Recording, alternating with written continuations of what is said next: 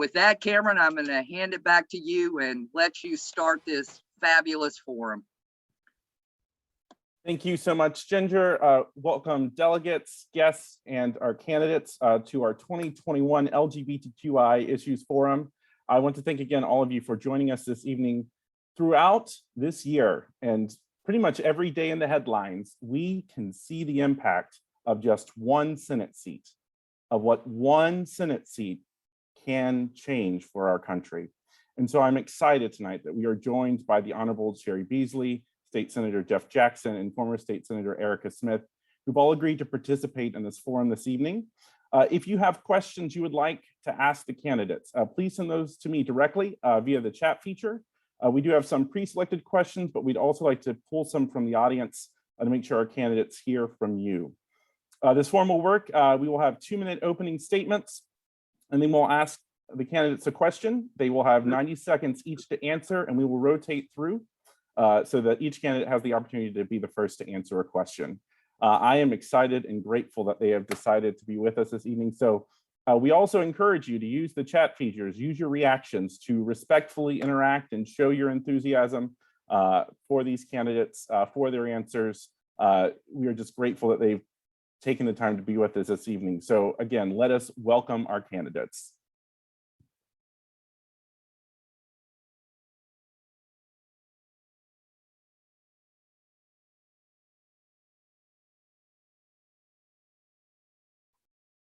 Again, candidates, thank you so much for being with us this evening and for taking the time to speak to the LGBTQ community.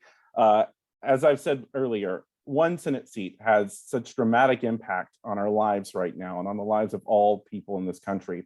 So I want to give you time for your 2-minute opening statements. It's a friendly forum here, so we may give you a nudge in the chat box if you're going over too long, but we want to hear your answers more than we want to keep you to a certain time limit. So without further ado, I would like to recognize the Honorable Cheri Beasley. Thank you so much, Cameron. And I heard the salute to Ginger, and I second that emotion. I thank all the LGBTQ plus Dems for having us here today. I am Cheri Beasley, and my pronouns are she and her. I'm a wife and mom of twin sons. I'm a former public defender, former judge, former Chief Justice, and I also want to salute Charlotte in celebrating Pride Week. It is the pursuit of justice that leads me to go to law school and led me to be a judge and to be a public defender and to be the Chief Justice of the Supreme Court of North Carolina. And it is the pursuit of justice that leads me to run for the United States Senate. I know so often the laws in Washington and North Carolina have failed the people here in North Carolina. And I just want you to know that I see you, I support you, and I will always, always fight for you. I know you all remember when then Judge Marcia Morey was granting adoptions, and there was a time when there were not legal protections for same-sex parents.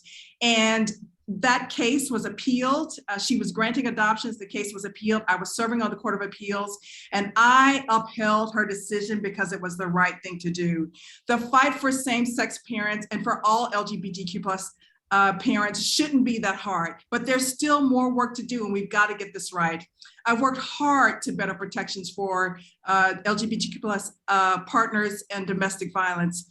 I've worked to stop the school to prison pipeline and to expand school justice partnerships. As Chief Justice, I created paid family leave for all parents in fostering, in natural childbirth, and in adoptions.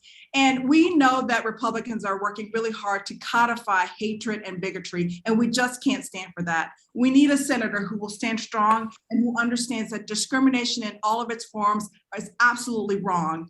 We need someone who has the courage to fight and has a caring sense of community for all of us. We need a senator who understands that for once and for all, you deserve equality, period. And this fight is not just for today. It's not just for our children, but it really is for generations to come. I have been honored to have been endorsed by Equality North Carolina in the past for our shared values around protecting protections against discrimination for LGBTQ plus communities and for marginalized communities. And so I am delighted to be here with you all this evening. There is so much at stake. I am asking for your support, and I hope that you will join Team Beasley. Thanks so much. Thank you so much, Ms. Beasley and Senator Jackson.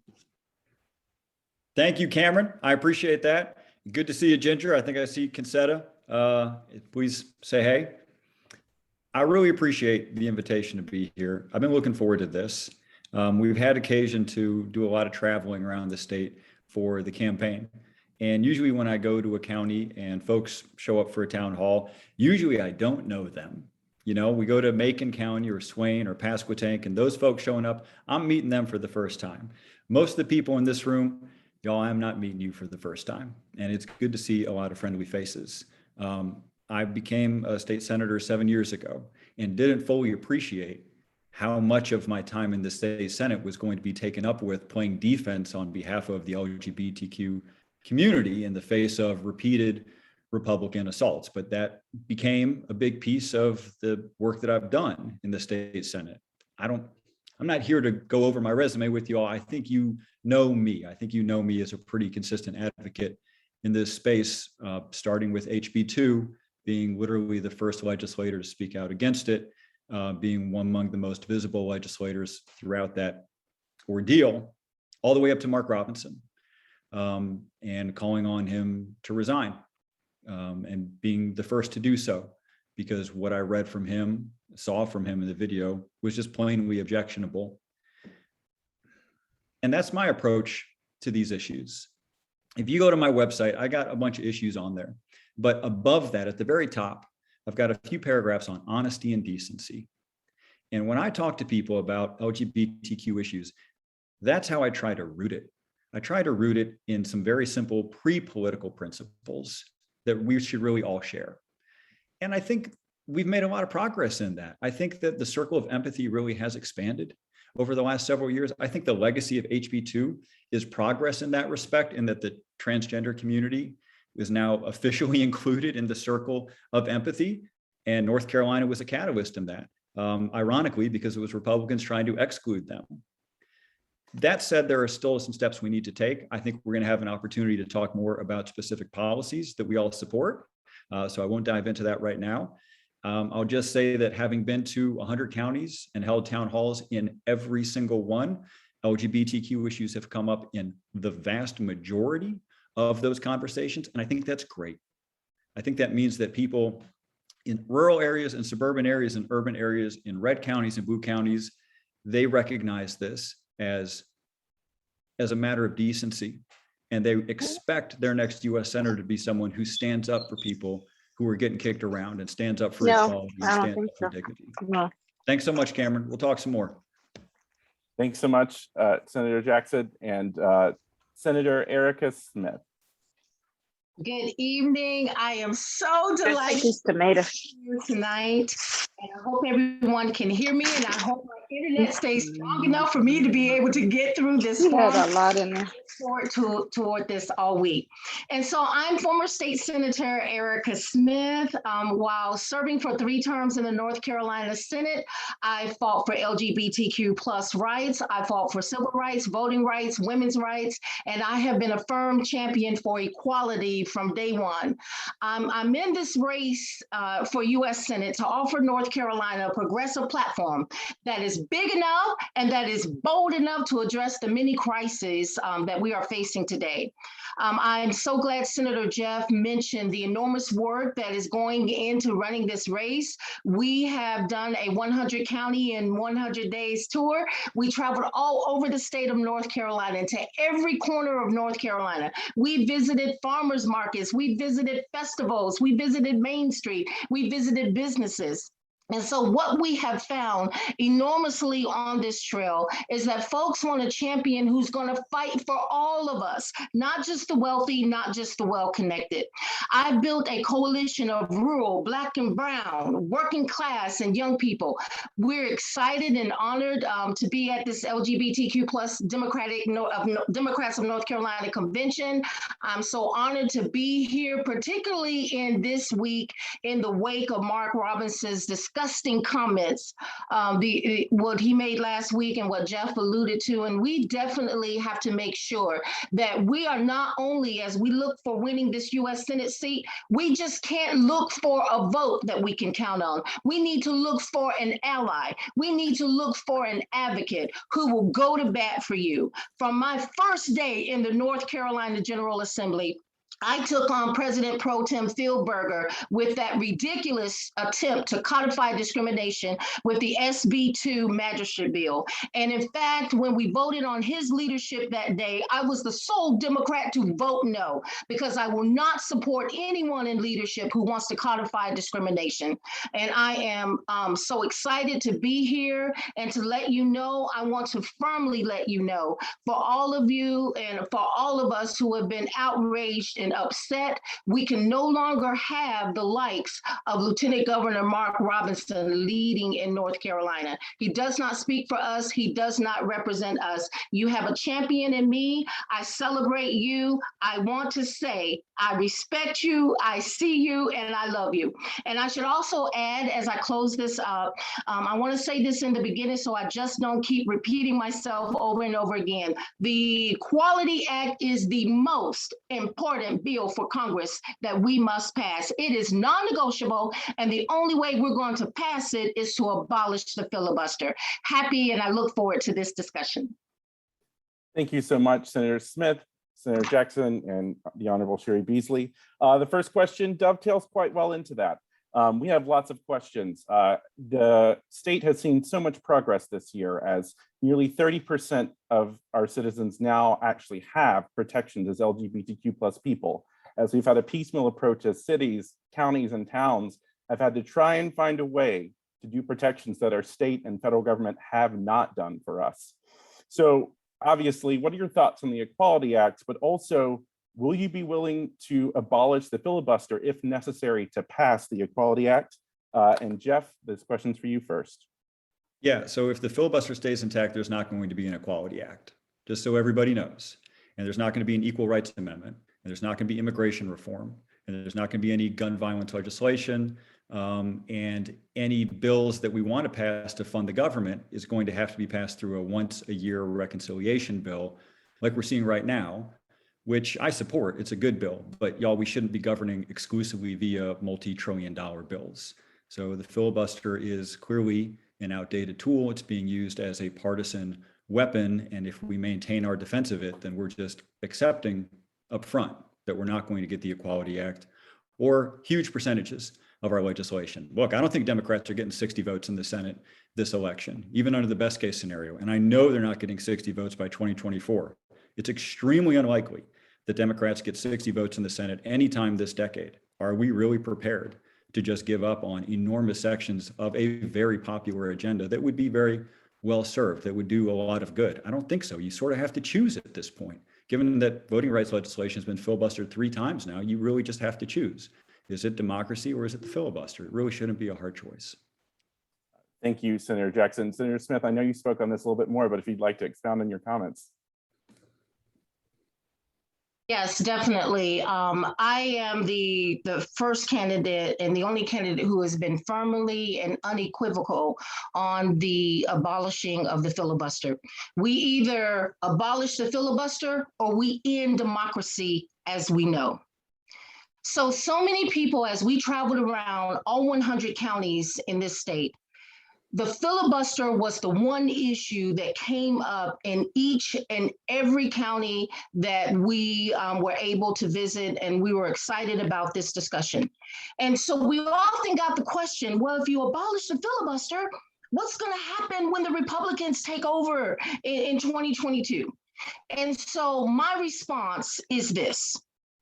I am more worried about instead of worrying about Republicans taking over in 2022, it will not be because we ended the filibuster. It will be because we have the White House, we have the U.S. House of Representatives, we have the U.S. Senate, and we have all 3 branches and chambers, and we need to get a bold agenda done. As Senator Jackson shared, there is no freedom to vote. There's no John Lewis Voting Rights Act. There's no reconciliation, and there's no provisions for protecting LGBTQ plus rights, voting rights, civil rights until we abolish the filibuster. We must abolish the filibuster. The filibuster has not helped anyone in North Carolina.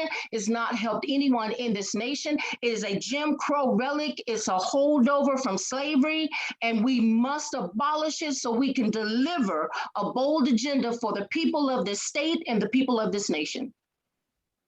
Thank you, Senator Smith. Justice Beasley, do you support the Equality Act, and would you be willing to abolish the filibuster to get it passed? I absolutely support the Equality Act. It is the act that would allow expanded protections to allow greater protections against discrimination in every segment of our society for LGBTQIA plus communities. And we know what happened when we had HB2 here in North Carolina, and we continue to suffer from the fallout from all of that. It was embarrassing. It was a very difficult time, and it was an opportunity for Republicans to really try to demoralize LGBTQIA plus communities. And it's just absolutely wrong, and it's evil. We must pass the Equality Act. And so as you ask about the filibuster, the reality is we must be deeply concerned about a process where there's a procedure that contains a tool of gridlock that prohibits the passage of legislation that the majority of Americans support. And the reality is the majority of Americans support the Equality Act and the Voting Rights Act and so many other pieces of legislation that the Senate is not able to get passed. We must get past this, and we absolutely must have filibuster reform. It is absolutely un-American that we are not having the passage of legislation that the majority of of Americans support and that allow the kind of protections that people need. We must be deeply concerned when Republicans are such vigilantes around human rights, whether we're talking about voting rights, whether we're talking about the right of a woman to choose, whether we're talking about human rights. Republicans are coming after us. And as good, strong Democrats, we've got to fight back. I will not be deterred. I will be the kind of senator you would want to have fighting for your rights every single day. And every single day, as I wake up as a United States Senator, it is imperative that I keep first and foremost that we must have voting rights and we must pass the Equality Act. And we absolutely must make sure that people's constitutional and human rights are protected. And we've got to get that right. It takes a senator who's going to lead courageously and to stand strong. And that's what I'll do. Thank you so much, Justice Beasley. Our next question, the COVID-19 pandemic has only reinforced the reality that barriers to healthcare exist throughout marginalized communities. And this is most acutely true for Black trans people and trans people of color, who not only face widespread ignorance among medical professionals, but also are the repeated targets of fear-mongering and legislation to deny them basic care. How will you protect trans people's rights to care and expand their access to safe, knowledgeable providers? Senator Smith. Thank you for that question. I read a study that showed that 30%, and this is an atrocious statistic, 30% of transgendered female teens have attempted suicide. The only way we are going to expand universal healthcare, because I believe that healthcare is a human right, and people don't need access to healthcare, they actually need healthcare. What we have is a health insurance plan. We don't have a healthcare plan. So for me, Medicare for all is an LGBTQIA issue. And when we expand healthcare to everyone, with everyone in and no one out, we can assure protections for this community and for our community by being able to provide that healthcare for all with a single payer option. I would also fight for Medicare for all, single payer option that covers gender affirming surgeries. That is so critical as we look to take away the fear mongering and the ignorance among care providers so that we can have that open access to healthcare for all and the training for professionals to be able to understand the community of care by making sure we have complete and universal protections for our community.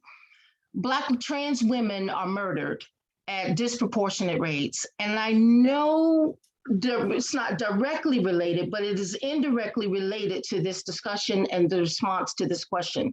And so I believe that we must, in providing full care for our community, we have to start investigating every murder of trans individuals as a federal hate crime. And I believe that this will go a long way to addressing the fear mongering and ensuring policies are in place. Thank you. Thank you, Senator Smith. Justice Beasley. You know, trans people and especially people of color face a lot of barriers around access to healthcare. And I know Biden reversed Trump's policies that rolled back protections for transgender people in healthcare. We know Republicans, of course, here in North Carolina, continue to launch attacks against trans people, including limiting the ability of trans youth to have gender affirming surgeries. There's just something deeply troubling about that. We know that the state healthcare plan does not provide for trans affirming care. This, frankly, is really a very dangerous time. Transgender adults are 2 times as likely than cisgender adults to be diagnosed by depressive disorders. Transgender adults are significantly less likely to get their flu shots or go to doctor's appointments. We know that half of transgender adults report experiencing some kind of physical assault or sexual assault. That's deeply difficult and dangerous. And so we really must call out violence and stigmas for transgender women, particularly Black transgender women. And we absolutely must say her name. We must, of course, pass the Equality Act to protect transgender people from discrimination. And we must expand the ACA and Medicaid and Medicare and TRICARE for affirming protections for transgender people. We must eliminate disparate costs for mental health care because mental health care is health care for all of us. And we've got to provide levity in those kinds of costs. Of course, the state employees are suing the state health plan for the lack of coverage for transition care, and we must get that right. We also must continue to address HIV and AIDS as the disease is rising during this pandemic. And we must ensure that hormone blockers and other medications are covered by insurance. We must have anti-bias training for healthcare professionals and for educators and for law enforcement officers to keep transgender and LGBTQIA+ communities safe. Thank you so much. Senator Jackson, how will you protect trans people's rights to care and expand their access to safe, knowledgeable providers? Great list of issues from both of my colleagues here. Really good. I would just add a few things to what I just heard. One, I think we should ban conversion therapy. It's disproportionately used against the transgender community. Legislation that I've co-sponsored. I believe Eric has co-sponsored it as well. Senator Natasha Marcus, by the way, has been one of the leads on that for the last couple of years, and she's been really good on that. Reauthorizing the Violence Against Women Act. I'm not sure I heard that mentioned, but I know all of my colleagues agree with that. But when you reauthorize it, it should include some new provisions which have been proposed for protection for LGBTQ individuals, particularly survivors of domestic violence, stalking, and sexual assault. Again, protections that would be disproportionately beneficial to the transgender community. There's something called the Tyler Clementi Higher Education Anti-Harassment Act. We actually have the best opportunity in colleges because of the amount of federal funding that they get in order to require that they enact anti-harassment policies. We've got more leverage there than we do at the federal level. We have more leverage than we do with K through 12 schools. And there's a good bill that proposes how we should address that. I think we should strengthen the Runaway and Youth Homelessness Act. It was passed in 1974. I think we should expand its protections to young people who are highly vulnerable to human trafficking, that being primarily the LGBTQ youth population, and within them, the transgender population. I think we should focus more on housing. There's a huge intersection of the vulnerability of the transgender community and their chronic housing insecurity. One specific lever we can pull on this, which the Biden administration has been really good on, by the way, is to fully fund housing choice vouchers. It used to be called Section 8. We only fund it to the tune of about 20% the overall need. So there's a years-long waiting list in every major city in America for housing vouchers. And Charlotte, where I live, is an 8-year-long wait list. Obviously, that affects a whole lot more people than just the LGBTQ community, but it disproportionately affects that community. And you're just not going to be able to, the Chief Justice's point regarding the provision of mental health care, or Erica's point regarding the provision of physical health care. It's just really hard to care for people if they don't have an address, if they're living in someone's garage, if they're living in someone's back seat. In order to find real sustainable health care for these folks, you need to be able to make sure that they got a roof over their head. And the best way to do that is to fully fund housing choice vouchers. Honestly, I think the answers you heard from the three candidates show you how lucky we are to have good people running. I think all three of those sets of answers were really, really strong. Thank you so much, Senator Jackson.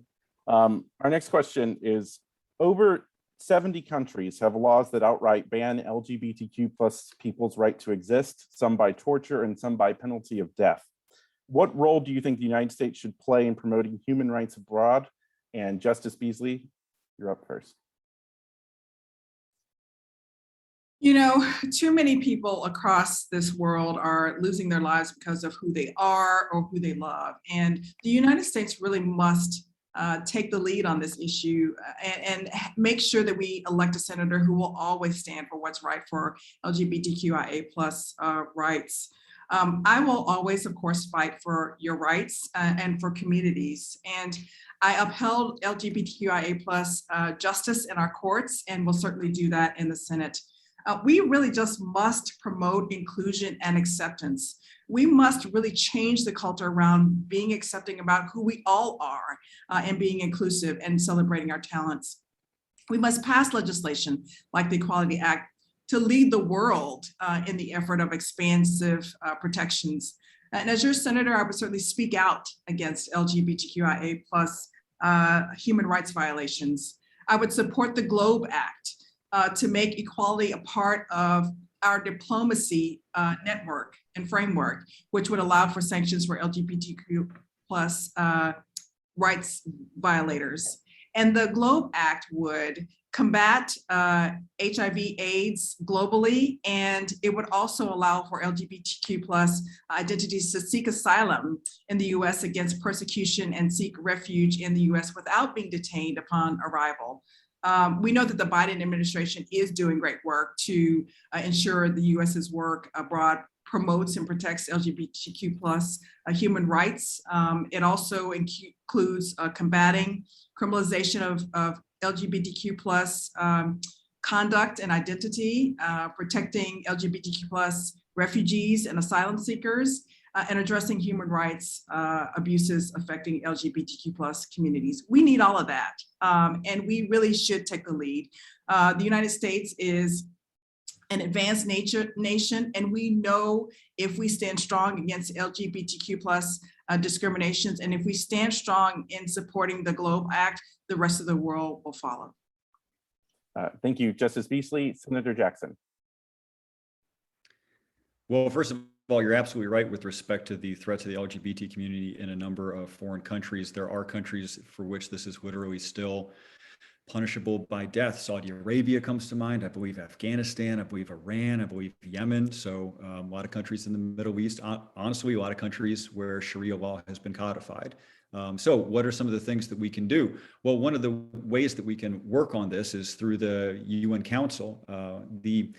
The Human Rights Council in Obama's first term actually did really good work under Secretary of State Hillary Clinton, actually, with respect to resolutions on human rights that were inclusive of the LGBT community. She said gay rights are human rights. So our ability through both the State Department, but also through our ambassador to the UN to make sure that we are bringing our values to that global institution is going to be really important. I think one of the benefits of having Joe Biden as president is that he has a diplomatic background and he understands the importance of using diplomacy, whereas the previous administration clearly did not.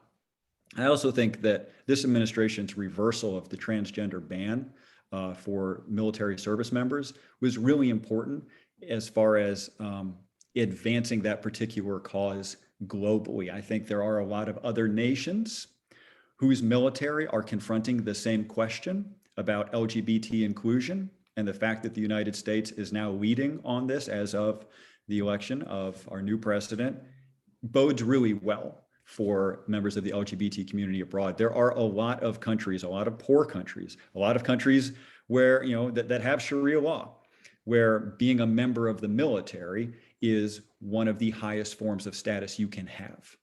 And the fact that the wealthiest, most powerful country in the world proudly now includes members of the LGBT community in its military, in its ranks of service people, I think is a wonderful signal to send to the rest of the world. There are particular things we can talk about with respect to when we're negotiating treaties, for instance, with Iran, which we're probably going to do at some point in this administration, making sure that these issues are included in that negotiation. Thank you, Senator Jackson. And again, Senator Smith, what role do you think the United States should play in promoting human rights abroad, especially for the LGBTQ community? Absolutely. The thing about going third on these questions is that we have great comprehensive answers from my colleagues in this race.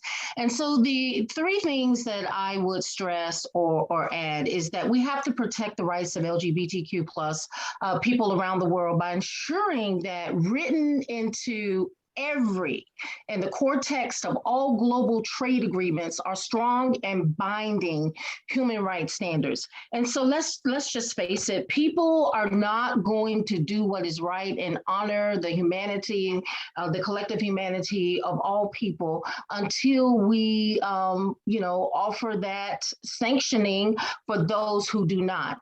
And when we look at the almighty dollar and the power that it has, I just believe that adding that particular policy would make sure that we have greater implementation of LGBTQ plus protection rights. And that's to write into every global trade agreement, the human rights standards, binding human rights standards, and then we need to honor them.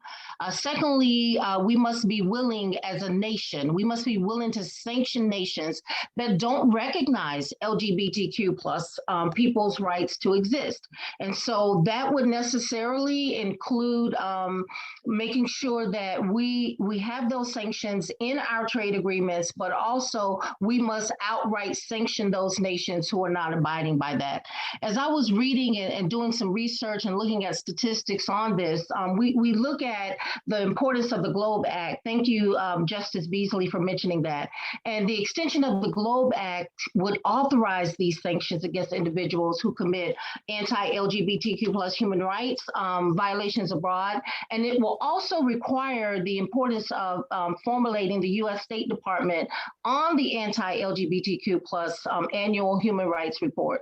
And so I will certainly support everything that was mentioned by Jeff and Cheri, but also I would implement those three things as additional protections in place to ensure that we have human rights protections for the LGBTQ community all across the globe.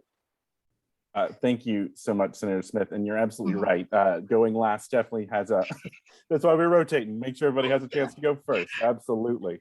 Our next question, and Senator Jackson, you'll answer this one first, and you touched on some of this a little bit earlier, but according to the U.S. Housing and Urban Development Department, up to 40% of homeless youth are LGBTQ plus. How will you address youth homelessness? Well, I'm going to drop in the chat right now, hitting enter on that.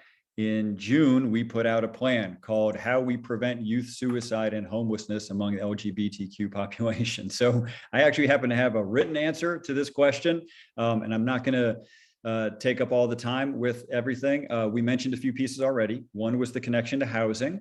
The other was a connection to mental health services, particularly through schools. we should ensure our schools have sufficient psychologists, nurses, social workers, counselors. They need to be able to meet with students in needs of their services. We have made some progress, by the way, as a state legislature in doing that. Not a whole lot. We talked about the Runaway Youth and Homelessness Act. I believe that's in there as well. There's an intangible piece to some of this that's about standing up to legislative bullying. And I know that Cheri and Erica are on the same page with me about this, that there is a component of political leadership that involves moral leadership, in that people really do, behavior really does get modeled and filtered down through society. And if bullies in high school see politicians kicking people around, then they're emboldened to do the same thing. And I think just as important, frankly, as these particular policies, and the policies are really important, is making sure that whoever the nominee ends up being, that is someone that you can count on to stand up against those bullies, be they legislative or in any other form. There you go. Thank you, Senator Jackson. Senator Smith. Absolutely. And so I'm a public school educator. I've been a public school educator for the last 18 years. And more than knowing the statistics, I see this every day. We look at transgender teens being criminally undertreated by healthcare professionals, and that includes mental health care. So we need to make sure that we have those wraparound services with our social workers, with our nurses, with our clinical providers within every school system for this targeted population. We also must make sure that we're providing that mental health throughout all stages of growth development, not just in our high schools, but also in our elementary and middle schools. Beyond that, we need to really address the elephant in the room. I mean, let's just talk about homelessness. Homelessness should not exist in this nation, one of the wealthiest nations on the planet. It should just not exist. Housing is a human right for us. And so we have provided the policies that we believe would be most instrumental in what I will fight for as your next US Senator. I will fight to end the housing crisis by investing in $2.5 trillion to build permanently affordable housing units. I would also fight to protect tenants by implementing a national rent control standard and passing all of the other provisions under the Fair Housing Act. And when we expand the Fair Housing Act, we need to do so by creating an independent national fair housing agency where we look at protections for LGBTQ plus in housing, in the workforce, in schools. And so that's why I was one of the primary sponsors of the Be Heard bill. And so that is ending discrimination, and it expanded the classes of discrimination to include gender identification. So a good indication of what someone will do is to look at what they have done.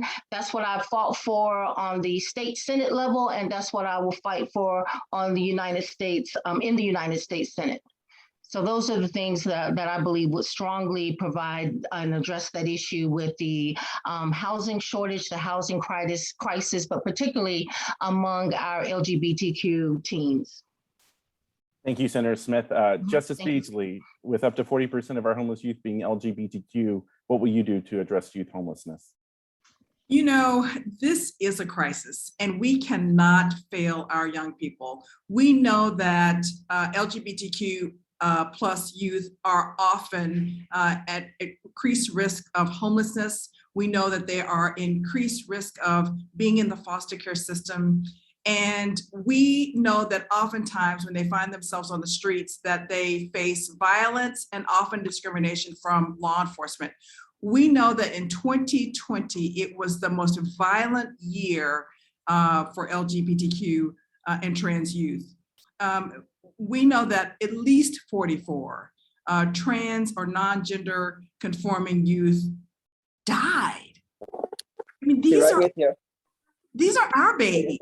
These are our young people who absolutely need protection. We know that LGBTQ plus youth have a higher rate of suspension in school. We know that they have a higher rate of risk of suicide, and of course, a higher rate of not only being in foster care, but risks in being in foster care. As a judge in juvenile court, I often saw children who were rejected and put out by their parents because they were LGBTQ+. And I was always concerned that foster parents were mindful of trauma specific to LGBTQ+ youth. I can tell you my own sons, twin sons who had 2 friends in high school, both of whom their parents put them out of their homes. They were completely rejected by their families. And it was incumbent upon my family to offer some support and to take them in when they needed them to. And I can tell you as a mom, I mean, we knew, and I knew that these kids needed support, they needed to be in a safe place, and they needed to be affirmed. And so we know what the power of the passage of the Equality Act really will do in addressing housing discrimination. We know, as Senator Jackson mentioned, that the Biden administration did reverse the Trump rule that discriminated against LGBTQ youth in accessing shelter housing. But we really must do more. We know that the Senate really must increase funding for the juvenile justice system in addressing foster care and in our school systems to make sure that there are affirming programs and to make sure that schools are safe places for our children. We must do more. The Equality Act is really important, but we really must have laws grounded in humanity around protecting LGBTQ+ youth and keeping them safe. Thank you so much, Justice Beasley. Our next question is, with the current makeup of the Supreme Court, what steps will you take to ensure the rights of marginalized groups are protected, including Roe v. Wade, voting rights, immigrant protections in DACA, and LGBTQ+ equality? And we'll start with Senator Smith. The federal courts have been our most reliable source of structural equality in our nation. And so as we look at what happened under the Trump administration, we look at how they stacked the courts. And so what we cannot do is allow Republicans to take over the courts for the next decade. We just cannot afford that. And if we're going to ensure protections for Roe v. Wade, if we're going to ensure voting rights and immigrant rights and DACA rights and LGBTQ+, we must unstack the court by expanding it. And so I have been a firm proponent for doing just that. And so as we look at the history of the U.S. Supreme Court, the U.S. Supreme Court had 10 justices at one point. And so we know that as we are looking toward the administration and where we are now, in order to ensure these protections, just short, simple, and sweet, we need to expand the court, and that's what I will fight to get done. And so we know that that is important in ensuring these rights and making sure that we're able to promote more civil rights protections and keep in place Roe v. Wade, protect reproductive health care for women all over this country. And we have to do that on a federal level. And through doing that and also expanding the U.S. Supreme Court, we're able to better ensure these protections for all of us. Thank you, Senator Smith. Chief Justice Beasley.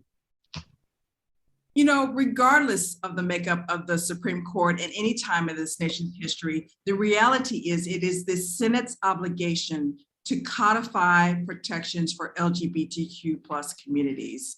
We need senators who will fight to uphold the rights of all people, including those who have been marginalized. And it really is the Senate's responsibility to uphold our rights. You know, there's something deeply troubling about Republicans who are working so hard to take away our human rights, our constitutional rights. You know, the insurrection was damning. There really is a correlation between a woman's reproductive health and voting rights and immigration rights and LGBTQIA+ rights. We need a senator who's going to fight to uphold civil rights for all people. And we absolutely must have federal legislation which bans conversion therapy. We can no longer rely on states to get this right. The Senate really must get this right. And I know that Governor Cooper outlawed the anti-gay conversion therapy and prevented those centers from receiving state funds, but we really must do more. The laws and the protections really must be far more expansive. In addition to codifying, in addition to passing the Equality Act, we really must codify Roe versus Wade. We know that we must pass the Freedom to Vote Act and have the John Lewis Voting Rights Act to pass. It was the Voting Rights Act 56 years ago that allowed my late mother, the late Dr. Lou Beasley, the right to vote. We don't need to pass voting rights on to another generation. I want my sons fighting for something, but we need to get voting rights right now. And Republicans know what's at stake. That's why they're working so hard to suppress the right to vote, suppress women's rights, suppress LGBTQIA+ rights, suppressing human rights. There's something just uncanny and un-American about their actions. And so we must make sure that we stand tall and stand firm, and we must reform our immigration system to include providing a pathway and making our asylum processes fair and safe and efficient. And we need to get this right. Thank you, Justice Beasley. Senator Jackson, again, with the current makeup of the Supreme Court, what steps will you take or support to ensure the rights of marginalized groups are protected? The day one act would be supporting a new Voting Rights Act. That's the day one priority. It's been 56 years since the last one, and we have to make some upgrades. A new Voting Rights Act, to me, would include three key features. One, end gerrymandering. And we're seeing that happening right now play out. If any of you are catching the headlines, we're in the midst of redistricting right now, and it doesn't look good. It's not going well, y'all. So number one is end gerrymandering. Number two is pass the John Lewis Voting Rights Act, which has been mentioned. Third is pass the Disclose Act, which y'all may not have heard of, but you have heard of Citizens United. And the Disclose Act is the biggest thing we can do to combat the effect of $1 billion of dark money flooding into our elections, which is what we saw in the last election. I thought Justice Beasley spoke well with respect to what we need to do with respect to immigration reform as well. Clearly, there's a filibuster hurdle with respect to any of these particular issues. If the filibuster remains intact, y'all just zero, you can put a big 0% next to any one of these goals that we have. So we have to be candid about that. I do differ with Erica with respect to expanding the Supreme Court. I don't think we should do that. I think that would backfire. I think that would be catastrophic. I think it would be incredibly unpopular nationally. It would result in a next election which swept Republicans into power. And if we added 3, they would add 4. If we added 4, they would add 5. It wouldn't accomplish what we seek to accomplish. It would have terrible unintended consequences of probably sweeping Republicans into power. So we shouldn't do that. But short of that, there's still a lot we can do, codifying Roe versus Wade, ending gerrymandering. We can make an enormous amount of progress without trying to pack the court, which wouldn't be successful in any event. Thank you so much, Senator Jackson, Senator Smith, and Justice Beasley. We have gotten a ton of questions from our audience here. And so for this last round of questions, I'm going to each ask you one question that's going to be different. So you're each going to get your own unique question that's really come from audience comments. Senator Jackson, you're first up again on this round. You've talked a lot about healthcare and different plans for healthcare expansion. Can you expand a little bit more on what you support, including Medicare for all, or what healthcare expansion priorities you have? Sure. I support universal health care. I think we should set a goal of getting there as urgently as possible. As urgently as possible turns out to be 2024, because it's not going to happen this term, which means the next term is the earliest it could happen. So universal health care by 2024, I think, should be the rallying cry for our party. Why 2024? Because we don't know who the president's going to be in 2025. And we should all just acknowledge that and act with a real sense of urgency. It's not going to happen with the current majority that we have. We have to flip at least a couple of seats in order to get there. We've got 3 that we have a good chance of flipping: Wisconsin, Pennsylvania, and North Carolina. And I think we have to flip at least 2 of those 3 to get some real version of universal health care. It's not going to be Bernie's bill. I respect those who have a long-term vision with respect to single payer, but we know that that's not going to be the route that we get to universal in the United States. And we know that from the co-sponsorship levels. It's got 13 co-sponsors in the Senate. It's roughly 100 short in the House, and has the stated opposition of the president. So that's not going to end up happening in anywhere resembling the near term. So what can we do? We can take Medicare, or a version of Medicare. We can put it on the exchange so that anybody who wants to have access to it can have access to it. We can enroll people who aren't currently insured. In North Carolina, that's 1 million people, and we can lower the eligibility age for Medicare. You put those 3 things together, we have a working version of universal health care, and we can have that done by 2024. I think it would be overwhelmingly popular. I think it would be fiscally responsible and politically sustainable. And those 3 things are really important.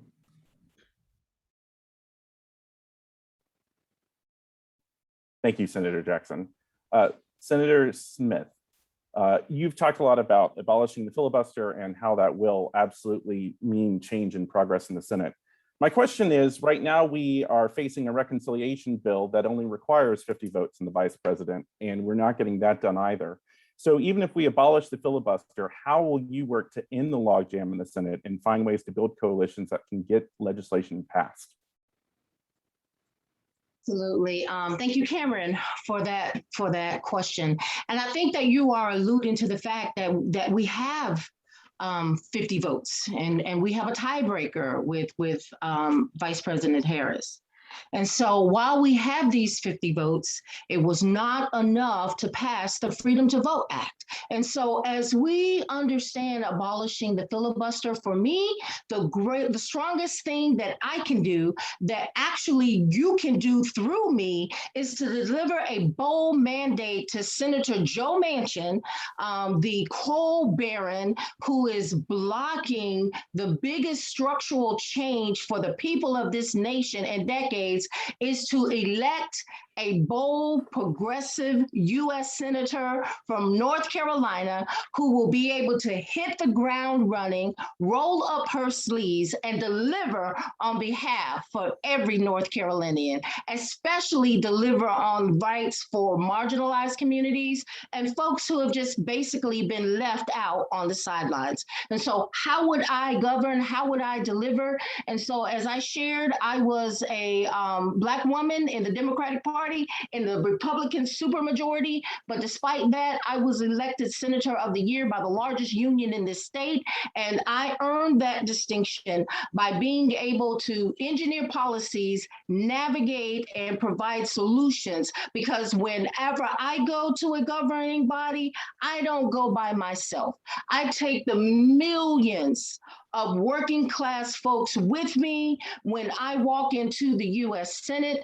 I take the millions of voices of marginalized communities, communities who have been underserved and underrepresented, communities who are LGBTQ+, who are rural communities, who are Black, brown communities, who are indigenous communities, because I've spent my entire life representing and serving and building this broad coalition to take our voices and values and fight for who no one else is fighting for, to make this government work for all of us, not just the wealthy, not just the well-connected. And I will be able to deliver as the most experienced policy maker on every level of government in this race. Thank you, Senator Smith. Justice Beasley, this question probably won't surprise you that it's the one I'm going to ask, but it was the one that was most asked in our chat from our audience. You mentioned reforming the filibuster. Does that mean lowering vote? Does that mean civil rights carve-outs? Does that mean going to a traditional, you have to talk and stand up there until you're tired out for the filibuster? What does reforming the filibuster look like for you? Well, it means that we can't play games. You don't expect us to play games. These laws are about people's everyday lives. And, we haven't talked a whole lot about the pandemic, but the reality is there's so many people who are greatly challenged around this. As I'm traveling across the state of North Carolina, there are a lot of people who get it. And I know that people in this virtual room understand how important this election is. But for so many people, this election isn't top of mind. It is, where's the next meal coming from? I'm making $7.25 an hour and I'm working 2 and 3 jobs to pay the rent. And so people don't expect us. I was amused to hear that there are people who are talking about the filibuster on the campaign trail, because they are. Some are, but a lot of people just don't know. The reality is they want their senators to get in there and get stuff done. And that's what I would expect. And so the reality is reform means that we've got to come up with a process that means that we get stuff done. And when we play games about what the numbers are, when we know that the majority of Americans support the kinds of legislation we've been talking about here this evening around the Equality Act, around the healthcare provisions, around the right to choose, codifying Roe versus Wade, we've got to get this right. And, the American people aren't really expecting us to be jockeying about how to do this. The bottom line is we've got to make sure that we have filibuster reform. Right now, the filibuster is provincial. We can't get a thing done. And right now we have a 50-50 Senate, a vice president who can break the tie, and a Democratic president. And we still can't get anything done. We gotta fight. We gotta fight. People are not expecting us to roll over.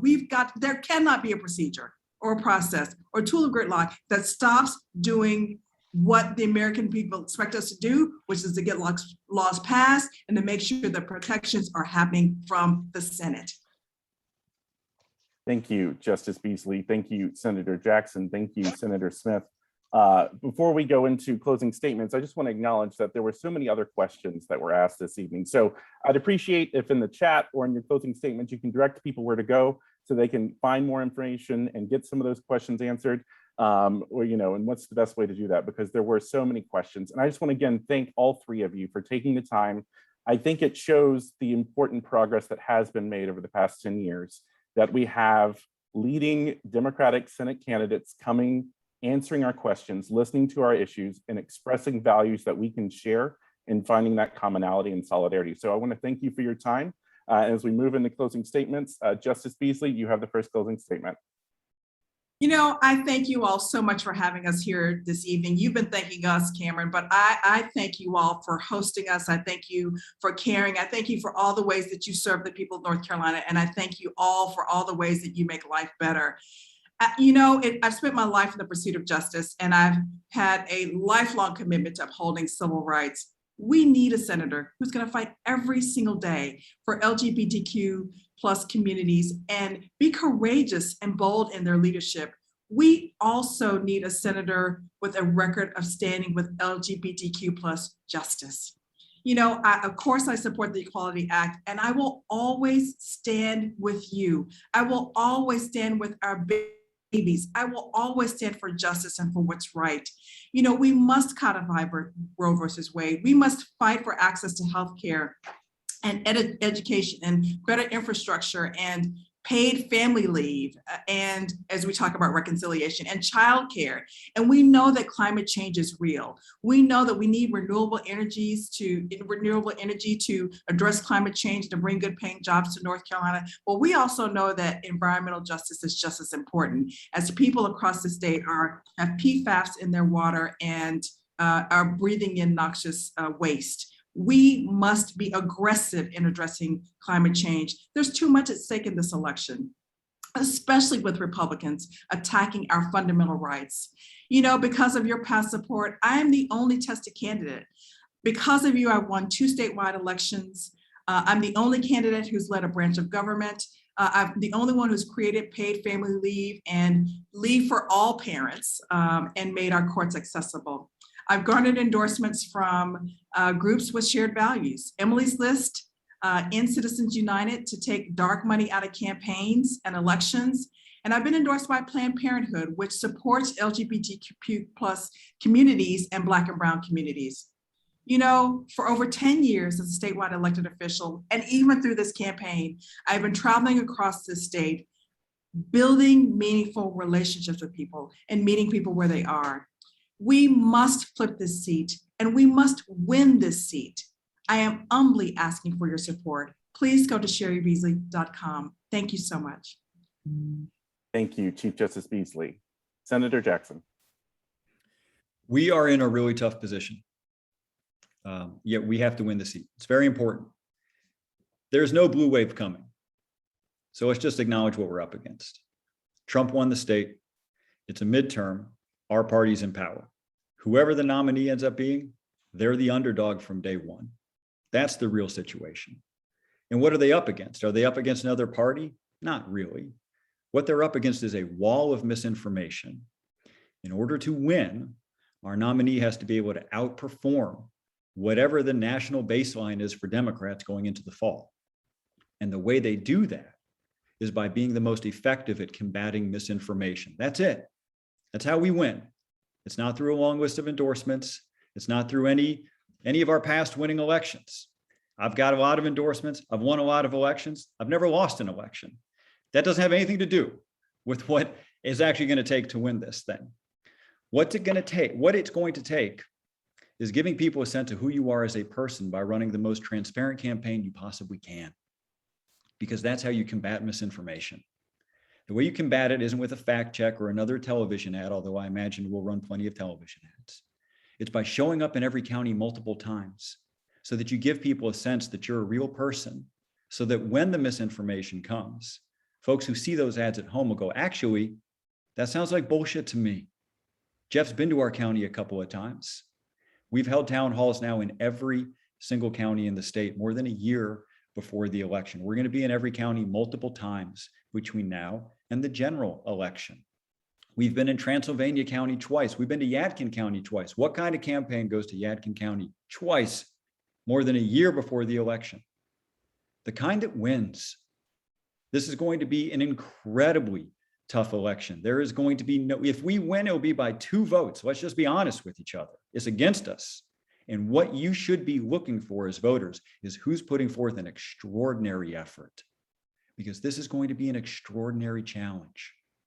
If you watch these campaigns closely, I think what sets us apart is a truly extraordinary effort. When we're going to Gaston County, 200 people come. Iredell County, 200 people.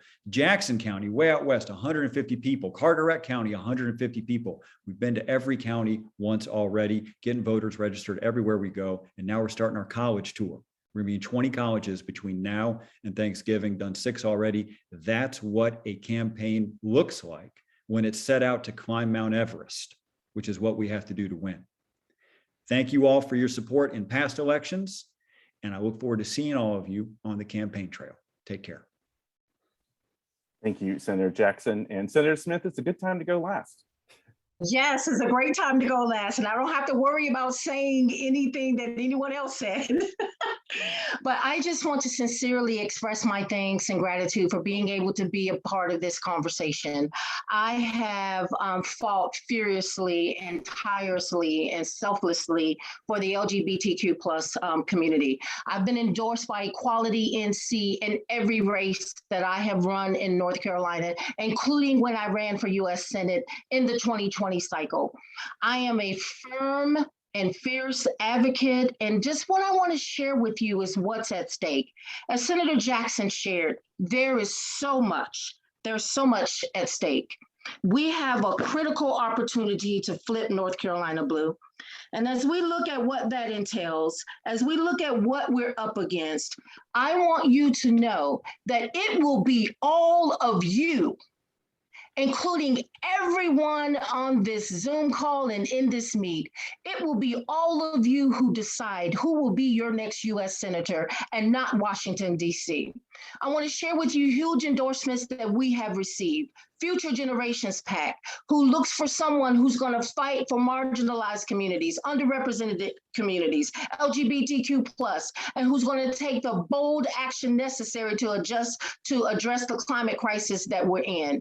We are endorsed by Elect Black Women, and we are receiving huge endorsements that we're rolling out over the next couple of weeks. And why I am excited to be in this fight is because I am the Democrat who can close the margins in the rural communities. I am the only Democrat in the North Carolina Senate who was elected off of the 2016-2018 racially gerrymandered and partisan gerrymandered districts in North Carolina. If we're going to do what Georgia did and flip North Carolina blue, it has to be a 100 county press. And that is why I am happy to report that we are on our 3rd, 4th, and 5th trips around the state of North Carolina, canvassing direct voter engagement and getting the support that we need to flip North Carolina blue. Despite being the only Democrat double bunked in the 2018 gerrymandered districts, I won that seat, 100% rural seat, and the only Democrat to hold that seat because all the other rural counties are represented by Republicans. So as we know what's at stake, I just want you to know, as we've traveled around every county in North Carolina, we met folks who didn't look like us, folks for different ages, different races, different genders, folks who grew up and live on opposite sides of this state and probably don't agree on every issue. But from Macon to Manio, from Denton to Durham, from Cherokee to Chowan, these people, we are all fighting the same fight, fighting against a rigged economy, fighting a broken healthcare system, fighting a racist criminal justice system, fighting homophobia, transphobia, phobia, and an existential climate crisis. We're all in this fight together. We're fighting against a government that does not see us and a government representatives who do not serve us. And it's time for us to send one of us for all of us. At the heart of my campaign is the idea that we deserve more. You deserve a government that works for you, not just the wealthy, not just the well-connected. I grew up working on my family's farm on the same land that my ancestors were enslaved on not that long ago.